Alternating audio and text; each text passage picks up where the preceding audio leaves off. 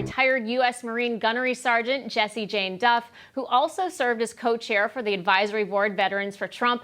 Also joining us is former police officer and author of Beaten Black and Blue, Being a Black Cop in America Under Siege, Brandon Tatum. Thank you both for being with us tonight. Brandon, I'd like to start with you as a police officer, former police officer. You know, you take a look at men and women getting into the force and the drive to do that. And I'd like to hear your message to those that doubt police officers, that doubt the good of them. I mean, it's a job that doesn't pay a lot. I looked up the average salary in 2019 was $65,000. What is it that drove you, that drives most to join law enforcement? Well, I have to say my relationship with God. You know, God has really called me, or had called me, to do a service and to be a servant and to protect and serve my community and be a part of the change that I wanted to see. So I was very driven to do the calling on my life. And I believe that's what policing is. You know, a lot of people don't just go into that profession that's underpaid. You're putting your life in danger on a day-to-day basis, you know, just for some money or some fame. I mean, you go into it knowing that you can, you know, lose your life to protect other people whom you do not know. And it's a very honorable thing to do. I'm very proud of it. And I'm proud of those men and women who currently serve today. And I support those and pray for the family of the individuals who lost their life serving, you know, giving the ultimate sacrifice for their community. You know, Jessie Jane, to that point that Brandon just made, I know from watching your Twitter feed that you often talk about your faith. Was faith an element of serving your country? Was it God and country that both motivated you to become a Marine? Well, ultimately, what drove me to become a Marine was it was the biggest challenge I knew I could ever face. I was 17 years old, and everybody has a different reason why they may join. But I remember being on the bus at the military entrance processing station out in California, and a master sergeant in the Army got on the bus, and he said, all of you have made a life-changing decision, but the one thing that you all have in common is that you love this country.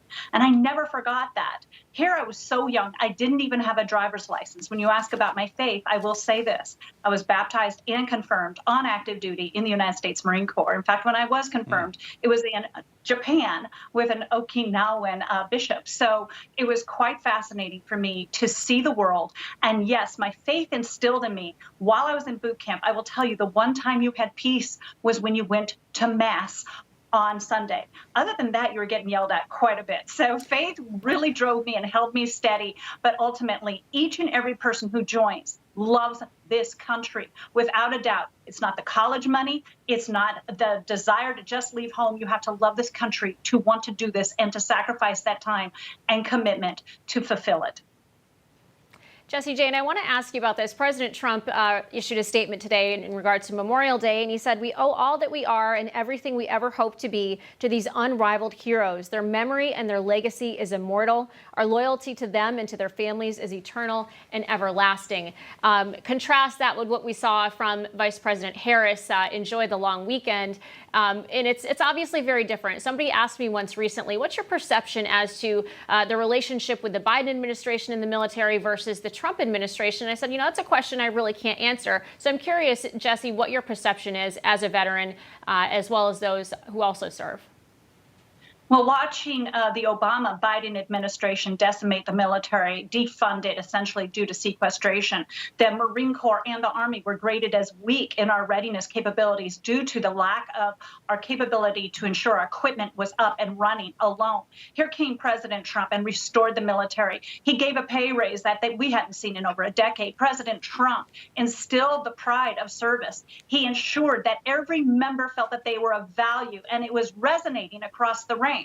And then what happens? We see this president walk in, President Biden and Kamala Harris diminish it on Memorial Weekend with these self-centered tweets, one with a teenage girl in an ice cream cone. I need not even mention how inappropriate that is with the scrutiny that he has gone through. And then Kamala Harris posting a selfie, not even with a flag in the background, not even with anything that mentions that the military, the reason for this quote unquote long weekend was the sacrifice sacrifice that so many men and women made. Ultimately, not one of those men and women who died on that battlefield will ever be a grandmother, will ever be able to get married or have children, many of them, I should say, and many of them were young. If you look at the photos of those that went on D-Day, many of them weren't even 18 or 19 years old, never had a girlfriend, never had been kissed, never had children, and they never came home. So to call it just a long weekend, or it might be hot, diminishes what so many of us knew that those before us and today have sacrificed on those front lines, on foreign shores. You know, Brandon, I want to ask you about the mentality, whether it's somebody who becomes a police officer or who joins the Marines, the mentality of a sheepdog. And it might be overly simplistic, but if we look at the world in terms of wolves and sheep, there are wolves who would do harm. There are a lot of sheep who can't defend themselves. You clearly were a sheepdog. Jesse Jane was and is a sheepdog. What is the mentality? What causes somebody to become different, to become a protector of others? I don't know. You know, a lot of where I got it from is my upbringing. You know, I was built around lions. You know, my dad was a lion, my uncles are lions, you know, so that's just my mentality. And I made a commitment in my mind that I'm here to protect people with my life. I do it with my family every single day. And when I was a police officer, I served the community. And it's just a selflessness that you have that is creating these type of people who will serve. And I think it's an honorable thing to have, a characteristic to have. And I just thank God that we have people in our country that have answered the call and that are there to protect, even after they're out of the military or they retire from the police department. It never ends. Every single day I go out, I carry my gun and I'm ready to protect people on a day-to-day basis, even outside of the uniform. So it is an incredible gift that I believe God has given people. And I just thank God that people have answered that call. Well, Brandon Tatum, Jesse Jane Duff, we appreciate you. Thank you both so much for your time and for your service. We salute you.